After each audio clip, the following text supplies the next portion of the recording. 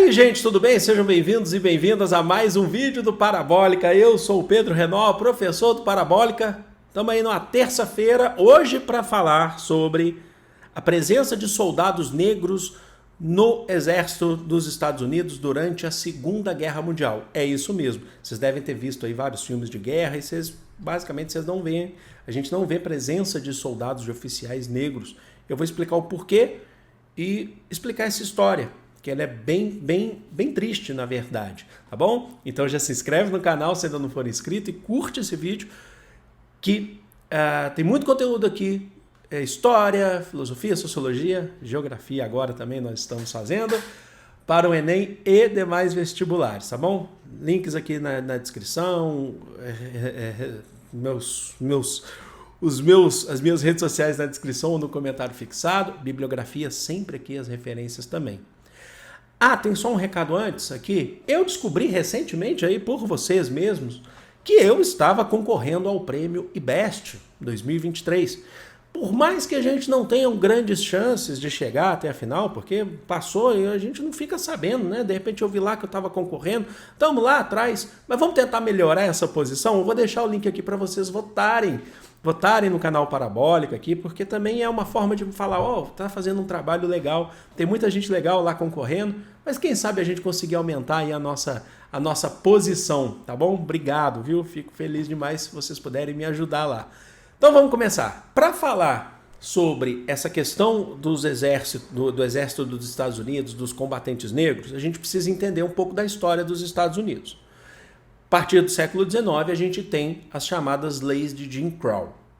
O que são as leis de Jim Crow? Elas valeram foram aplicadas nos Estados Unidos entre 1877, aí alguns anos aí, na verdade uma década pós-guerra civil, né, a guerra de secessão, até 1964. Isso é um passado muito recente, tá? E o que eram essas leis? Eram as leis que levavam aquele lema dos separados mais iguais. A população de pessoas negras vai ter os mesmos direitos da população de pessoas brancas, só que de forma separada. Então ela é uma lei, são leis segregacionistas. Elas são leis que falavam assim, tem a fila das pessoas brancas, a fila das pessoas negras. A sala de aula das pessoas brancas, a sala de aula das pessoas negras. Isso era muito comum em liga de beisebol, por exemplo, que é o esporte mais antigo lá, e é o esporte mais, inclusive, popular. Existia a liga de brancos e a liga de negros, para vocês terem noção. Aí você fala, mas tem o direito, mas segrega. São leis excludentes, compreendem? E isso vai refletir nas tropas estadunidenses para tanto a Primeira Guerra Mundial, mas aqui a gente está falando da Segunda Guerra Mundial. Para combater essas leis segregacionistas, havia uma campanha durante os anos dos Estados Unidos na Segunda Guerra Mundial, que era uma campanha inclusive propagada por jornais que tinham editores afro-americanos, que eram, por exemplo, o Pittsburgh Courier. O Pittsburgh Courier, ele tinha essa campanha, levantava essa campanha que se chamava Double Five, ou duplo V. V é de vitória, dupla vitória. Não basta irmos para a Europa, para o Pacífico, mas principalmente quando se fala da Europa, Segunda Guerra Mundial, não basta ir combater o nazifascismo, pegar a cabeça de Adolf Hitler, acabar com esses planos de Hitler, essa ideia do espaço vital. Se é dentro do nosso próprio país, existem leis segregacionistas, compreendem? Então a vitória tem que ser contra o nazismo e a vitória também tem que ser dentro dos Estados Unidos contra as leis de Jim Crow, contra as leis segregacionistas. Então é uma dupla vitória, double five, compreenderam? Então havia essa propaganda de que tem que batalhar lá e tem que batalhar aqui também. Para dar um exemplo para vocês prático de como que essas leis elas influenciavam dentro do exército, das forças armadas, na verdade, geral nos Estados Unidos, você tinha divisões de companhias dos Estados Unidos que eram segregadas.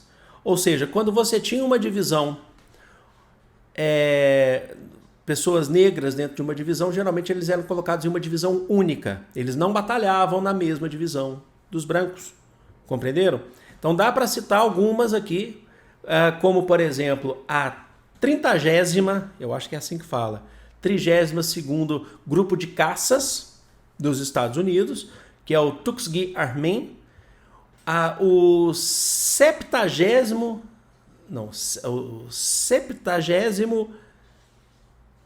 aí, 7º, nossa, espera aí, como é que lê isso aqui, meu Deus? 761º Batalhão de Tanques. Nossa, eu não consigo. Meu Deus, eu não conseguia falar esse número. Tive que perguntar lá pro mozão. O mozão foi lá e me falou, me mandou aqui por WhatsApp. 761º Batalhão de Tanques. Nome que número alto, né? Ele lutou, inclusive, esse batalhão de tanques lutou, chegou, se fez treinamento na Inglaterra, lutou na praia de Omaha, em outubro, aí os meses depois do chamado dia D, quando eles haviam conseguido entrar no norte francês, e foi chegar, inclusive, na Áustria. Inclusive, ajudou a libertar, teve contato, inclusive, com tropas da frente oriental soviética, e chegou até a Áustria, inclusive, e ajudou a libertar campos de concentração que estavam ali. Enfim, a gente tem a 92ª Divisão de Infantaria, que lutou na Itália contra o fascismo. Então você tem divisões dos Estados Unidos que eram segregadas, que eram formadas por soldados negros, porque dentro do próprio território dos Estados Unidos você tinha essa segregação. Isso refletia na guerra. Além do que, a gente está falando aqui dessa segregação, mas havia assim, muito preconceito ali dentro dos exércitos, do contato com soldados brancos, né? Na Europa, vamos lembrar que a maior parte desses soldados, os soldados dos Estados Unidos, iam fazer finalizar a preparação em território britânico, na Inglaterra, até chegar pela França, pela frente ocidental, e lá eles tinham contato com o exército britânico, com os exércitos franceses. Apesar da Europa não valer as leis de Jim Crow, as leis de Jim Crow estavam nos Estados Unidos, ali você tinha também muito preconceito, inclusive de soldados do exército britânico, do exército francês, apesar de também terem em tropas francesas e britânicas divisões segregadas. Eu só quero lembrá-los e lembrá-las que a gente está falando de 1942, 43, 44 e 45. França e Inglaterra são potências imperialistas também, inclusive que tinham boa parte de neocolônias em território no continente asiático e no continente africano. Existia muito preconceito entre eles também. Então os soldados dos Estados Unidos, os soldados negros, sofriam muito, inclusive com preconceito. Existiam brigas, guerras, não existiam brigas em dormitórios, nos refeitórios. Existiam, sim, provocações. Bom, mas e dentro de casa, durante esse processo de guerra? O que a gente vai chamar de fronte doméstico. Porque a guerra, ela precisa ser acompanhada do desenvolvimento, da continuidade ou a manutenção mínima do desenvolvimento do país envolvido. Porque se esse país quebra, acabou também, ele perde. E a guerra não era em território dos Estados Unidos, mas é como se tivesse uma guerra ali. Como assim? A indústria dos Estados Unidos precisava funcionar a todo vapor. Então a mão de obra empregada tinha que continuar sendo empregada. Muitas pessoas foram para a guerra, muitos voluntários serviram à guerra. Só que, mesmo assim, ainda existia muita segregação dentro dos Estados Unidos, nos melhores empregos, nas condições de trabalho, havia segregação. Apesar do que o presidente dos Estados Unidos nessa época, que é o Franklin Delano Roosevelt, ele tinha feito lá uma ordem executiva, que é a 8.802, que proibia a segregação dentro das fábricas. O objetivo era, vamos produzir menos briga, menos guerra e mais produtividade. Só que isso não... Ele estava pensando na questão econômica, logicamente, mas isso não reduziu. Reduziu um pouco, mas não acabou com a segregação dentro de uma sociedade extremamente racista. E só após a Segunda Guerra Mundial, em 1945, em uma ordem executiva agora de um outro presidente, que é o Harry Truman, a gente vai ter a ordem executiva 9981, que vai unificar as Forças Armadas e proibir a segregação racial nas Forças Armadas. Então é proibido ter divisões segregadas dentro das Forças Armadas dos Estados Unidos. E aí a gente tem a última divisão que foi dissolvida, que foi no ano de 1954. A segregação acabou? O preconceito acabou? O preconceito não acabou. A segregação jurídica, ela termina com o fim das leis Jim Crow, que eu falei para vocês em 1964.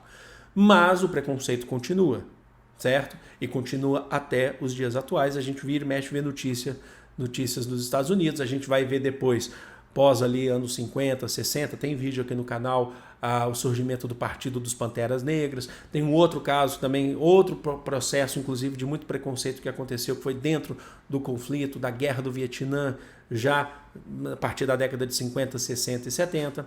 Ou seja, você pode às vezes colocar uma questão jurídica, uma lei, ou terminar com uma questão jurídica, uma lei, mas ainda há muito preconceito em uma sociedade que foi baseada dentro da questão do racismo, certo? Então é isso, gente. Espero que vocês tenham curtido, espero que vocês tenham gostado. A história realmente é muito triste, porque vários fatos na história são muito tristes, mas está aqui, trouxe para vocês. É mais um argumento aí, mais um conhecimento que a gente faz, que ao mesmo tempo que eu estou preparando, eu também estou adquirindo esse conhecimento e eu fico muito feliz de trazer para vocês. Vou ficando por aqui, amo vocês de coração. Um grande beijo. Fui!